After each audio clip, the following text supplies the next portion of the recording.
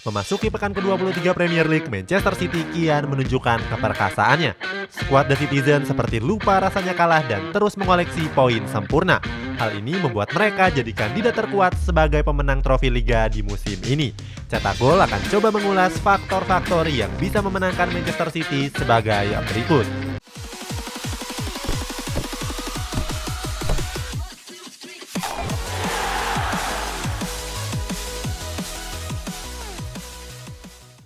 Pertahanan yang solid. Di Premier League musim ini, Manchester City masih menyandang status sebagai tim yang kebobolan paling sedikit. Dari 23 pertandingan yang dijalani, mereka baru kecolongan 14 gol.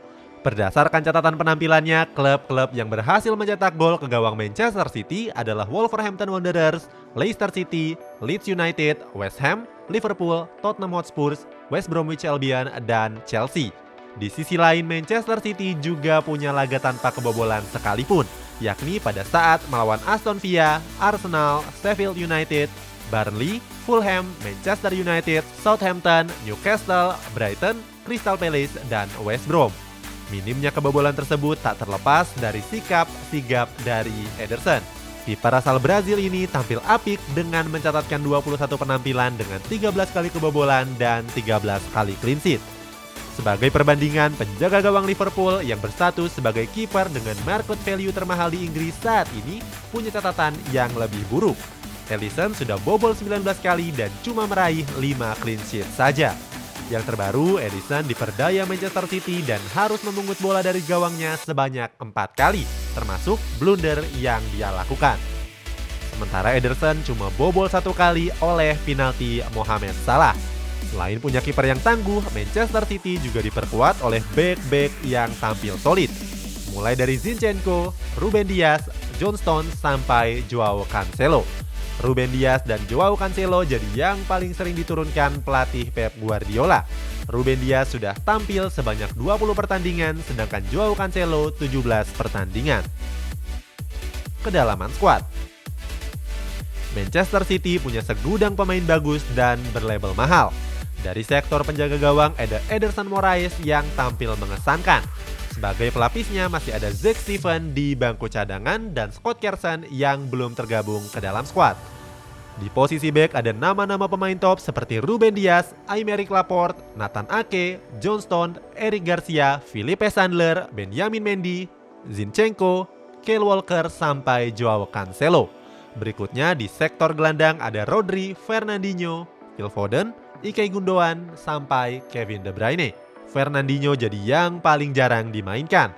Walaupun begitu, ketika Fernandinho dimainkan, dia begitu piawai dalam memberikan ruang pada rekan-rekannya.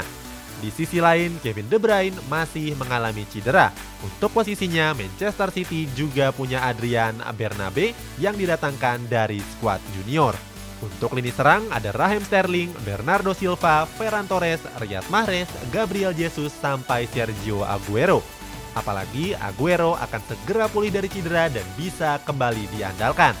Hebatnya Phil Foden yang berposisi natural sebagai gelandang serang bisa menggantikan peran Aguero di posisi penyerang. Apalagi Foden sukses mencetak 1 gol pada laga terbaru melawan Liverpool. Kedalaman skuad ini tentu tidak dimiliki oleh klub-klub yang lain, seperti contohnya Liverpool yang tampil pincang setelah Van Dijk dibekap cedera. Catatan paling efisien. Selain jadi tim yang kebobolan paling sedikit, Manchester City juga tercatat sebagai pencetak gol terbanyak ketiga di antara klub Premier League lainnya di musim ini. Posisi pertama ditempati oleh Manchester United yang sudah mengoleksi 49 gol. Sementara di posisi kedua ada Liverpool yang mengemas 44 gol. Manchester City di peringkat ketiga dengan torehan 43 gol. Walaupun begitu, The Citizen jadi klub yang paling efisien dengan selisih gol yang terbanyak.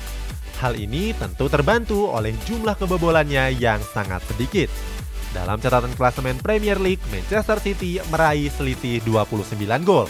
Disusul oleh Leicester City dengan selisih 19 gol dan Liverpool 15 gol.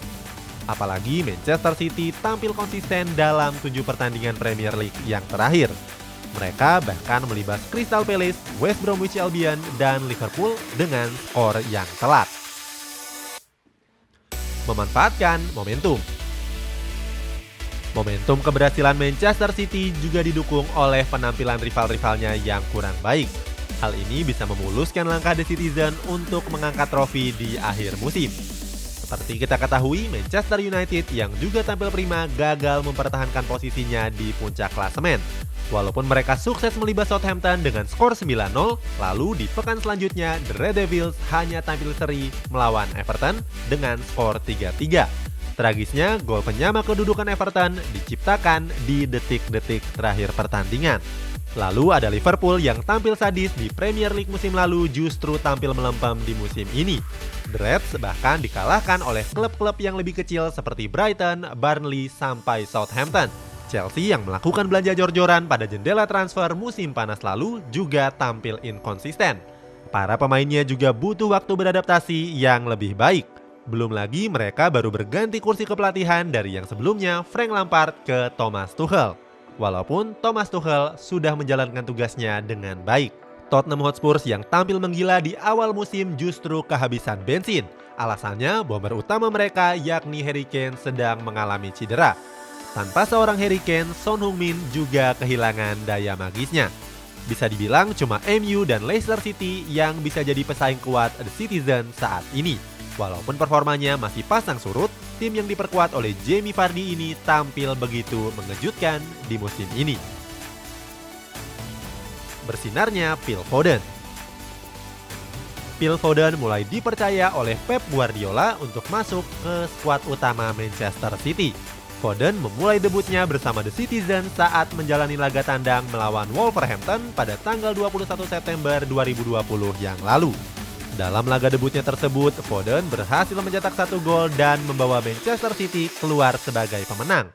Pada laga terbaru melawan Liverpool, Foden sukses mengemas 1 gol dan 1 assist. Total, Phil Foden sudah menorehkan 10 gol di berbagai kompetisi di musim ini.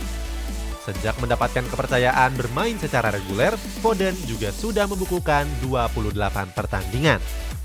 Selain tampil apik melawan Liverpool, Foden juga tampil mengesankan saat melawan Chelsea. Waktu itu The Blues masih ditukangi oleh Frank Lampard. Tampil mengisi lini tengah, Foden juga sukses mencetak 1 gol dan 1 assist. Foden diyakini bakal semakin bersinar, apalagi Phil Foden semakin dipercaya mengisi skuad The Citizen selama 90 menit penuh pertandingan tanpa digantikan. Keberadaan Phil Foden dicap bakal menggantikan seorang David Silva yang memutuskan hengkang ke Real Sociedad. Kalau Foden terus tampil gemilang dan konsisten, bisa saja dia bakal jadi rival utama Bruno Fernandes di Manchester United.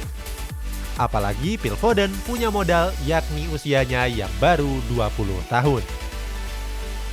Itulah sejumlah faktor yang bisa mengantarkan Manchester City sebagai juara Premier League di musim ini.